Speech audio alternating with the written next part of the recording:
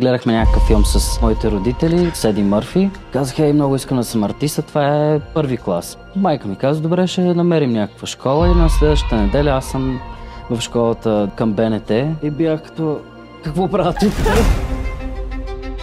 Той е от тези артисти, които изиграва всяка една роля с цялото си същество.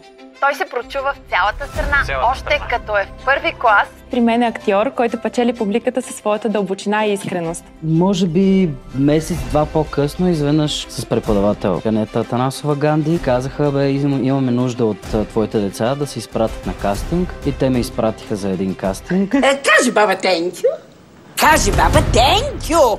Този кастинг се помни до ден днешен. Аз съм така нареченото първото ходещо меме. При мен е Мартин Раков, част от трупата на Драматичния театър в Пловдив.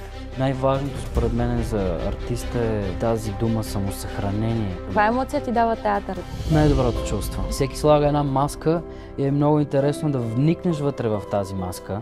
Никога не знаеш какво стои зад една облицовка на един човек.